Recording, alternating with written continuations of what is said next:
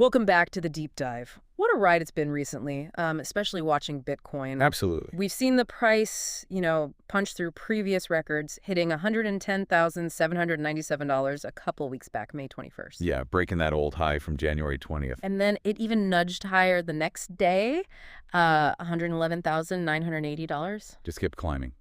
It feels like just yesterday, doesn't it, that we were looking at a bottom somewhere around, $74,500 back in early April? Mm-hmm.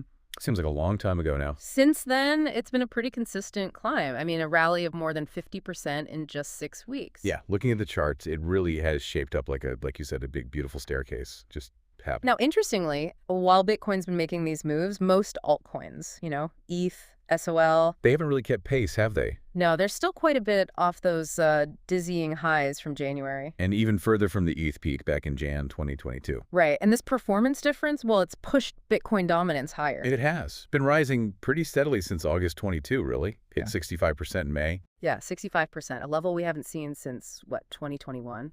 There was that little dip last November, but then it just accelerated again from December onwards. It's such a sharp contrast, too. Remember that historical alt season back in early 2021? Oh, yeah, when dominance just plunged below 40%. Wild times. So all this strength, it puts that big question right back in the spotlight. Where could Bitcoin possibly top out this cycle? The million-dollar question. Yeah. Or maybe the multi-million-dollar question, based on some predictions. Exactly. So our mission in this deep dive is to take the sources you've shared, specifically that Coin Bureau piece looking at price predictions, and really unpack some of the most bullish targets floating around, try to get a handle on the arguments behind them. Sounds good. Let's dig in. Okay, let's unpack this. Right. So as we just touched on, Bitcoin's already had this massive run. Huge. Up about 623% from that low point, near $15,000 back in late 2022. It's an incredible move already. It is. And it naturally makes you pause and wonder, right? How much gas can realistically be left in the tank after something like that? What's fascinating, looking at the material, is the point that the current market structure is, well, it's quite different now. Different how? Different from that accumulation phase we saw before the 2020-2021 bull run kicked off. We're already, 2.5 years into this rally? That's a good point. And in the middle of all this, we're seeing some truly eye-popping things happening, especially on the Deribit Options Exchange. Absolutely. The material highlights one specific example that's quite something. A call option expiring June 27th. Okay. With a strike price of $300,000. $300,000. Yep. And apparently this specific contract has become the most popular quarterly bet over there. So people are betting Bitcoin will be above $300. In just a few weeks, by the end of June. That's what buying that call option means, essentially. Wait, $300,000 in 3 to 4 weeks. That would push Bitcoin's market cap to something like $6 trillion. Which is almost double Microsoft's current market cap. Yeah. Wow. The source quotes CoinDesk calling it a lottery ticket. Seems pretty apt, doesn't it? Yeah. There's nothing obviously pointing to that kind of move technically or macro-wise, not on that time scale anyway. So this activity, it really raises an important question. What does this extreme bullishness in options actually mean? Right. Is it insiders? Seems unlikely for such a massive sudden jump. Probably not. Could it be maybe large players trying to generate FOMO? Making these big visible bets? That's possible. And the analysis you shared suggests this might be the most likely thing, are people just getting swept up in the hype? Yeah. Strong bull market excitement, basically just gambling on a moonshot. Could be. Marcus Thielen of 10x Research. He actually sees this specific Deribit behavior as an obvious top signal. Oh, interesting. Why? He points to Bitcoin skew. That's the difference in implied volatility between calls and puts. When calls get way more expensive than puts, meaning traders are paying huge premiums just for upside potential, the skew goes deeply negative. He notes it's near minus 10% currently. So lots of chasing upside, not much hedging downside. Exactly. And in his view, that's peak bullishness. A classic contrarian signal. Yeah. Often means the market's getting overheated. It certainly feels like something we've seen before, doesn't it? Markets kind of hit their peak when everyone's convinced they can only go higher. Mm-hmm. The material you shared also reminds us of that Citi analyst back in November 2020. Remember that prediction? Vaguely. What was it again? $318,000 by the end of 2022. Ah, Right, and Bitcoin actually closed 2022 down around $16,500. So, yeah, Exactly. A bit off. just a bit. But look, while some of this option stuff might seem a bit frothy, does it automatically mean the whole cycle's done? Maybe not. Okay. And, forecasters raising targets isn't always irrational if it's based on new info, new market developments. Then revising upwards can make sense. Right. The key thing the source points out is looking at why they're making the prediction. Do they stand to benefit financially? Especially if they're big holders. Could they be trying to create a self-fulfilling prophecy? It's a motivation you have to keep in mind, yeah. Even if the prediction itself isn't necessarily made in bad faith. Okay, right. So let's maybe pivot away from those potentially speculative short-term bets and look at some perhaps more grounded predictions, the ones coming from larger, more established institutions. Okay. A key example highlighted in the source material is Standard Chartered. Right, the big global bank. Massive. Long history, about $850 billion in assets under management. And institutions like that, they tend to be pretty conservative, generally speaking. Which lends a certain weight to their calls, you'd think. Potentially, yeah. And their head of digital asset research, Jeff Kendrick, has put out some interesting numbers. What's his forecast? He's looking at $200,000 by the end of 2025. Okay, 200K, end of 25. With a further target, longer term, of $500,000 by 2028 or 2029. Interesting how his calls have evolved. His previous target was $120 for 2024, right? Yeah, and Bitcoin got pretty close, over $108K last December. Then in April, he pushed that $120K target out to Q2 2025. And then just last month, in May, he revised up significantly to this new $200K target for end of 2025. So what's driving that upward revision? His core arguments seem to be, one, continued buying by the big holders, the whales. Right, accumulation. And two, something he calls strategic reallocation away from U.S. assets. Meaning? The idea is basically that big institutional investors might be looking to de-risk from traditional U.S. assets like government bonds, maybe worried about debt levels, future devaluation. And seeing Bitcoin as an alternative. Increasingly so, according to this view. Something that might have sounded crazy a few years ago, but the material suggests some believe it's actually starting to happen. Kendrick emphasizes, quote, "The market is now all about flows." And those flows he's talking about, well, they certainly seem to be showing up. The ETF inflows, broader institutional adoption, it seems to be happening faster than many expected. Definitely faster. The source notes the U.S. spot Bitcoin ETFs might have closed May with over $5.8 billion in inflows. Which would make it the third highest month ever for inflows. And get this, $2.9 billion of that came in just one week. That's like a quarter of the total inflows for the entire year since they launched in January. That's staggering. And Kendrick also points to specific examples like the Abu Dhabi Sovereign Wealth Fund buying into BlackRock's IBIT ETF. Yay. And the Swiss National Bank buying shares of MicroStrategy. Which, as the analysis points out, buying those shares effectively directs more capital towards Bitcoin purchases anyway. Exactly. It's an indirect flow, but a flow nonetheless. And speaking of MicroStrategy, Michael Saylor's company now holds over 580,000 Bitcoin. Which is about 3% of the total supply. He really kicked off this whole corporate treasury trend. He did. And while MicroStrategy's own buying pace might have slowed a bit recently, yeah, it's partly because, as the source mentions, over 70 other publicly traded companies have now jumped into this race. They're adding Bitcoin to their balance sheets, too. 70 others. Wow. Who are the new players? The material calls out GameStop recently putting $500 million into Bitcoin. GameStop, okay.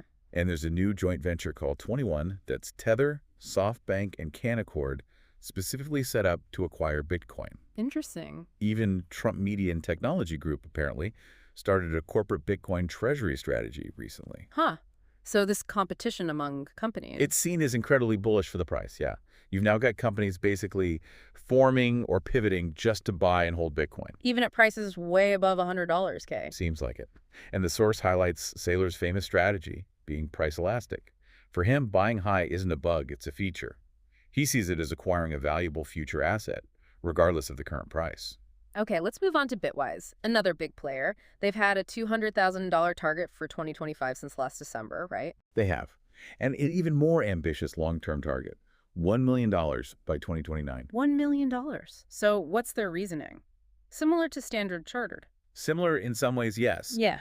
Their thesis also hinges on sustained institutional inflows. Right, the ETFs and corporate buying. But Bitwise also puts a strong emphasis on growing concerns over sovereign credit risk. The risk of governments defaulting or struggling with debt. Exactly.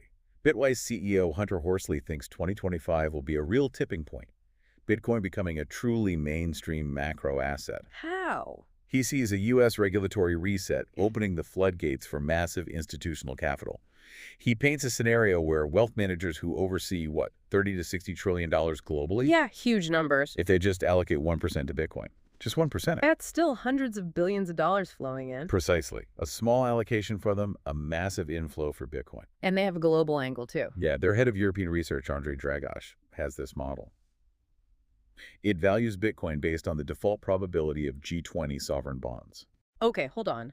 Valuing Bitcoin based on government bond risk. How does that work? It's fascinating, right?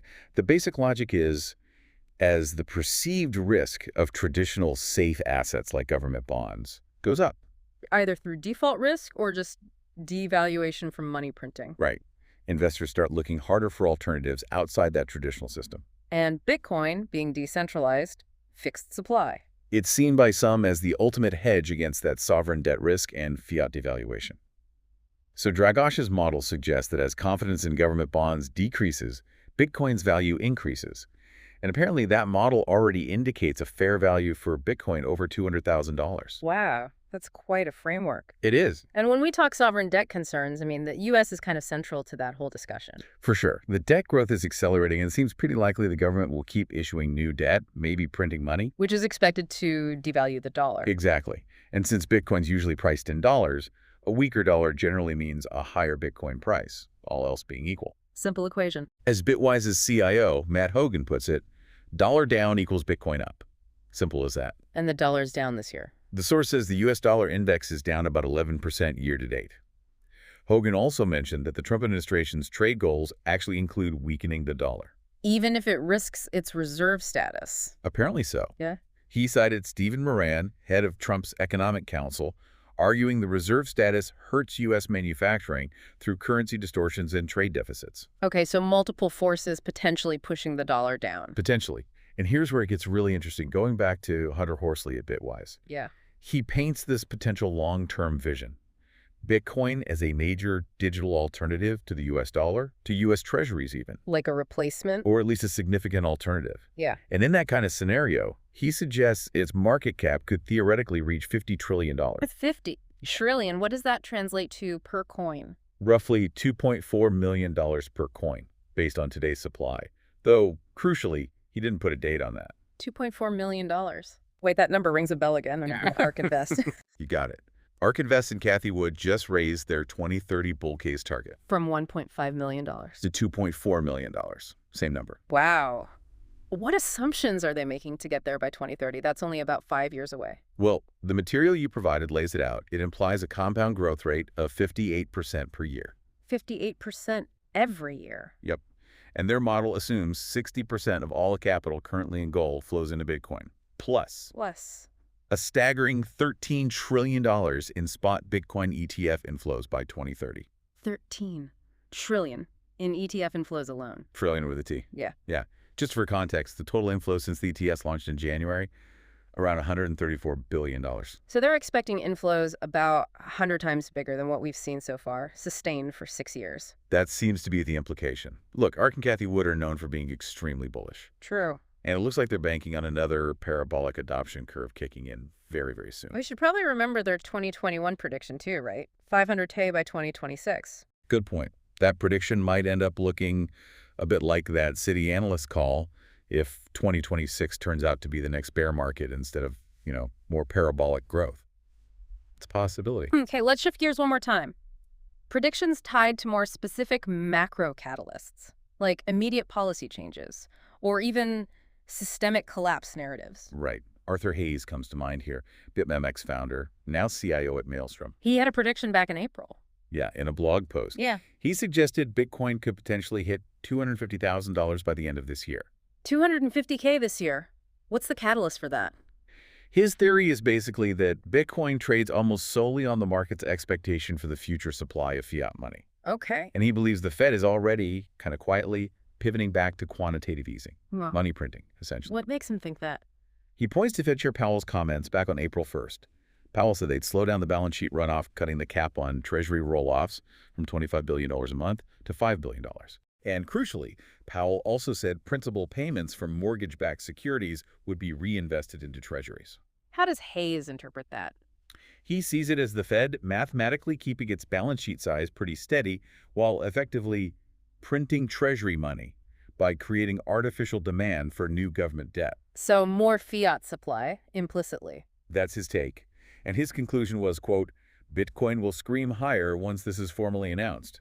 Though the source does note $250K this year is definitely at the very optimistic end of things. And that specific $250,000 number for this year. Robert Kiyosaki predicts that too, right? The personal finance author. He does.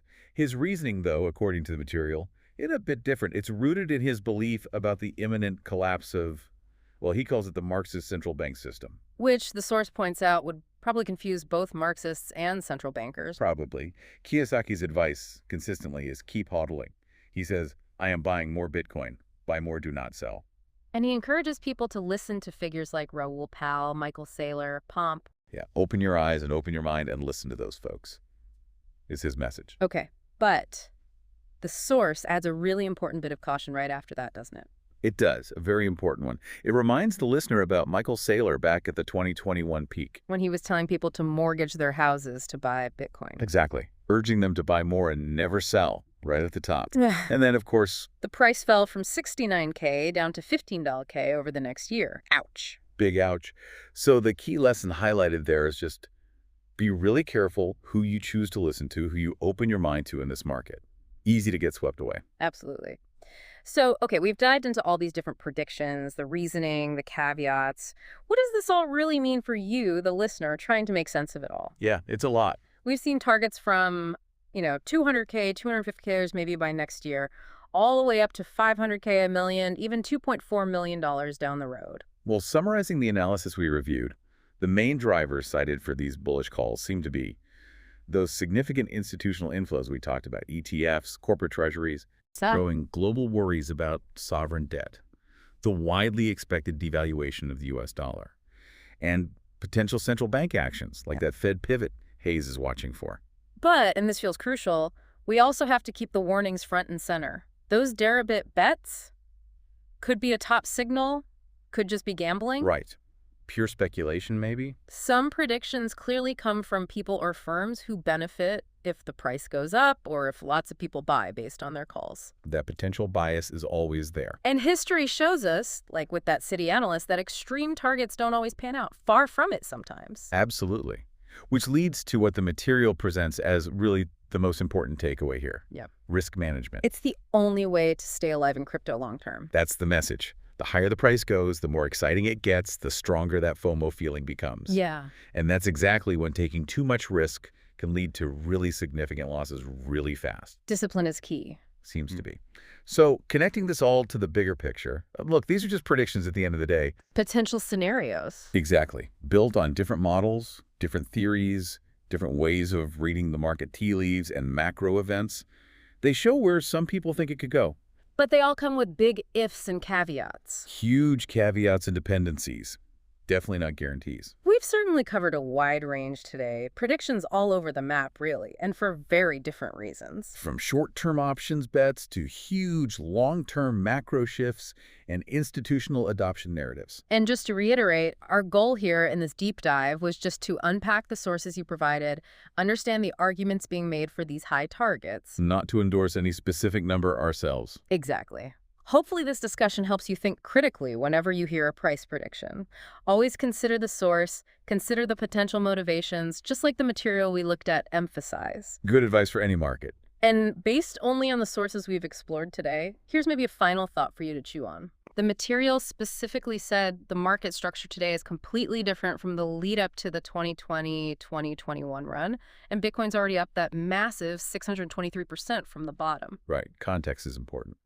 So given that context, and considering all these bullish predictions focused on flows and dollar weakness, What factors might exist, maybe things not heavily featured in these bullish cases, that could actually limit how much gas is left in the tank for this cycle. What could hold it back? Yeah. And how do those potential limitations weigh against these really powerful positive arguments we've heard? Something to mull over.